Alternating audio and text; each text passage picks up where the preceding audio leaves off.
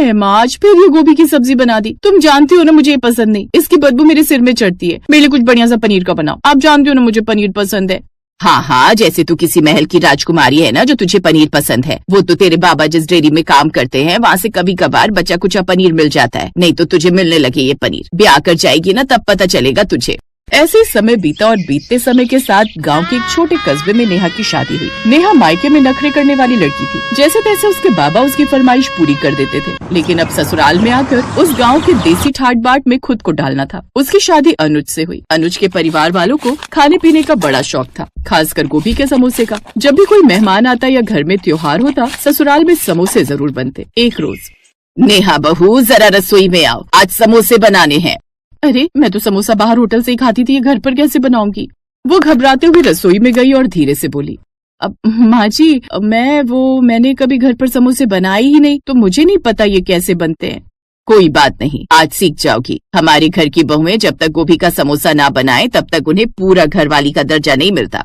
तभी देवर वहाँ आता है और हंसते हुए बोला, हाँ भाभी, समोसे खाने के बिना हम आपको असली भाभी नहीं मानेंगे क्योंकि समोसे तो जैसे घर की जान है, और वो भी गोभी के समोसे। क्या कहा? गोभी के समोसे? आलू और पनीर के समोसे तो खाए थे शहर में, लेकिन ये गांव तो शहर से भी ज्यादा एडवांस निकले। बताओ भला यहाँ गोभी के भी बनने लगे।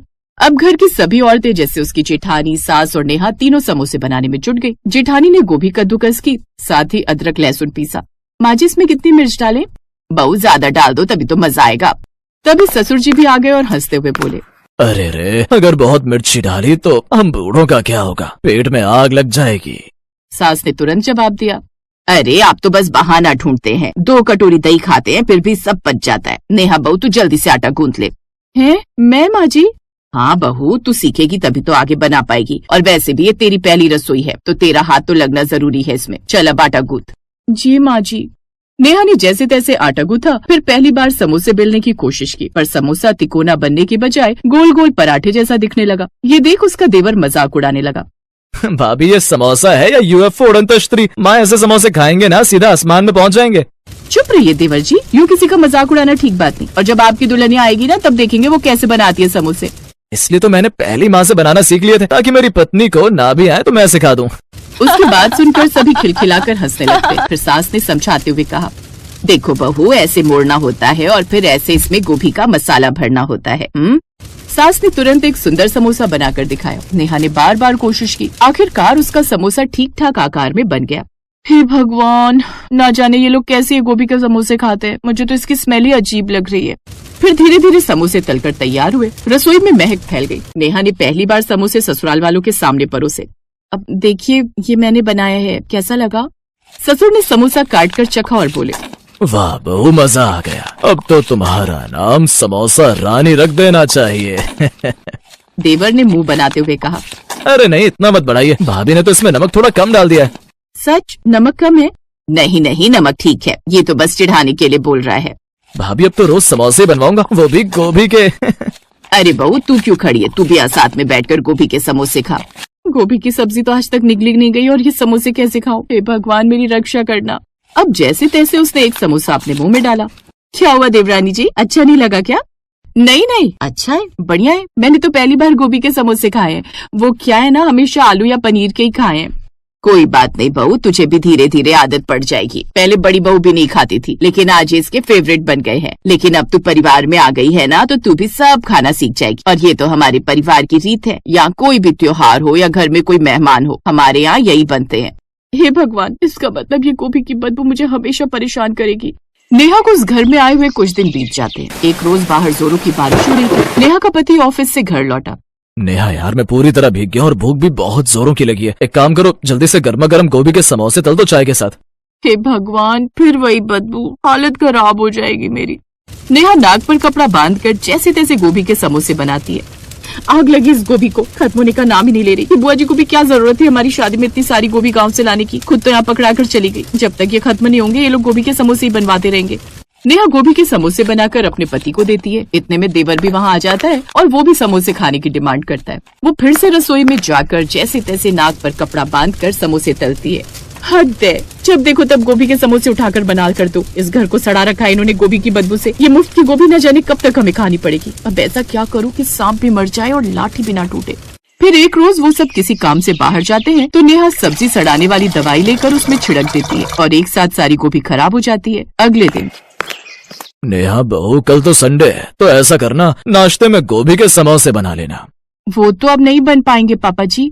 वो क्यों भला? क्योंकि सारी गोभी खराब हो गई। ये सुनकर वो सभी उदास हो जाते हैं, लेकिन नेहा खुश हो जाती है। थैंक गॉड, मैं बच गई। लेकिन फिर जब नेहा अगली सुबह रसोई में गई तो वहाँ ढेर सारी गोभी रखी देखती है। हे राम, ये कहाँ से आई? पापा जी लाए हैं सुबह 4 बजे उठकर मंडी से। अब तो जल्दी से इनके समोसे बनाने की तैयारी कर ले, तब तक मैं घर का बाकी का काम निपटा लेती हूँ। फिर से गोभी के समोसे। मम्मी।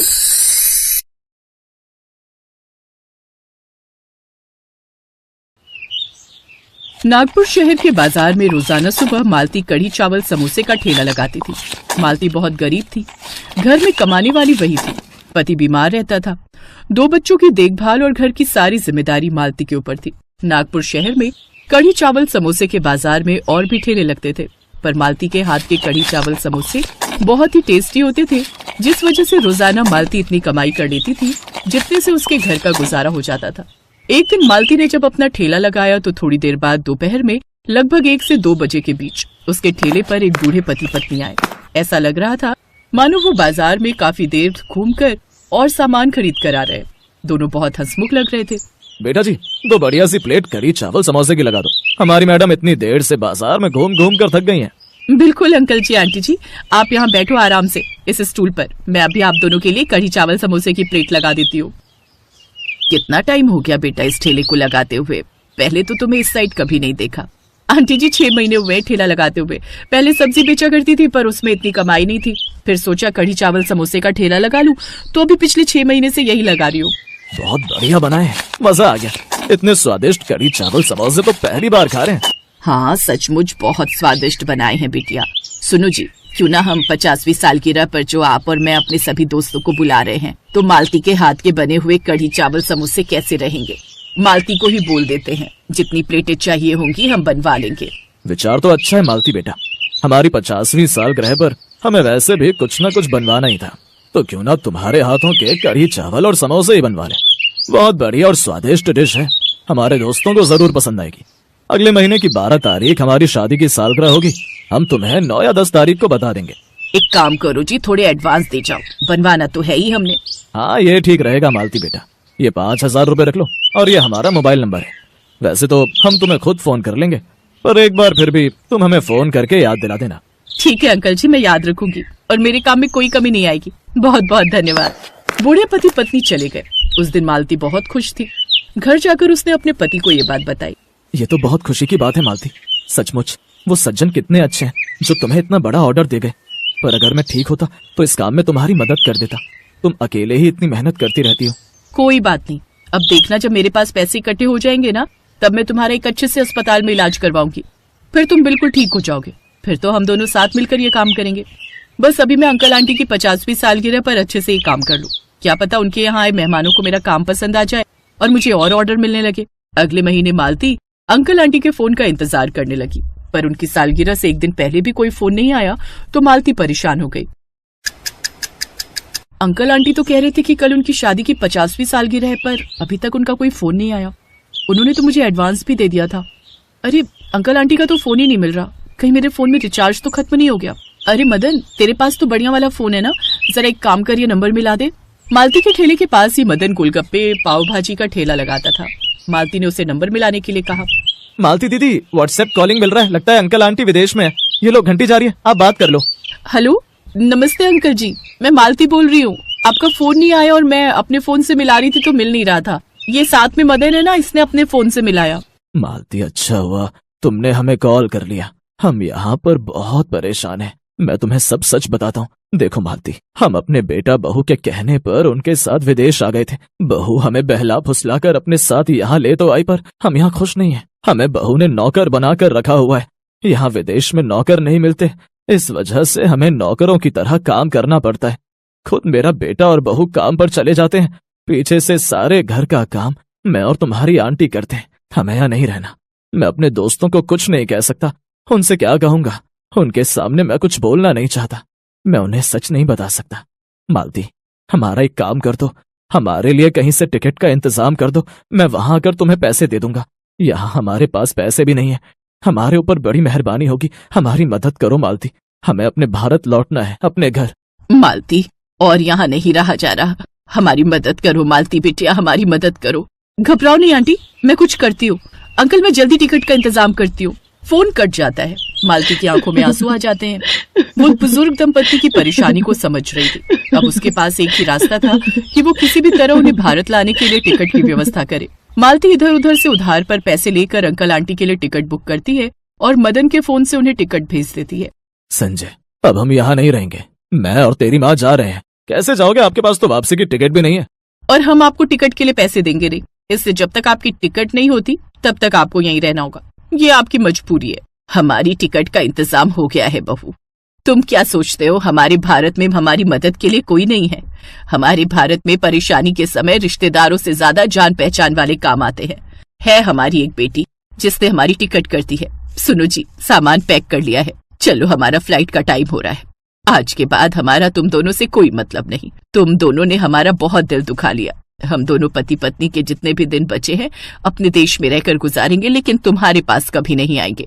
बुजुर्ग पति पत्नी अपने बेटा बहू से हमेशा के लिए रिश्ता तोड़ देते हैं और भारत लौट आते हैं। उनके बेटा बहू ने उनके साथ बहुत गलत व्यवहार किया था। शायद इसी वजह से उन्होंने उन्हें माफ नहीं किया। मालती भी अंकल आंटी को देखकर बहुत खुश होती है। मालती बेटा, आज तुमने जो हमारे लिए किया उसका एहसान हम कभी नहीं भूलेंगे। अब तुम्हें चिंता करने की कोई जरूरत नहीं। हम वापस लौट आए हैं। हम तुम्हारी मदद जरूर करेंगे। तुम्हें कभी कोई परेशानी नहीं होगी। हम तुम्हारे पति का इलाज करवाएंगे। तुमने हमारे लिए जो कुछ किया है उसके बदले हम जितना भी करें उतना कम है। अंकल जी, एक शर्त पर। आप यहाँ से चले गए तो आपको अपनी 50वीं सालगिरह मनाने का मौका ही नहीं मिला। मैं चाहती हूँ आप अपने सभी दोस्तों को बुलाओ और शादी की सालगिरह मनाओ। मैं सबके लिए कढ़ी चावल समोसे बनाऊंगी, जो मैंने आपसे वादा किया था।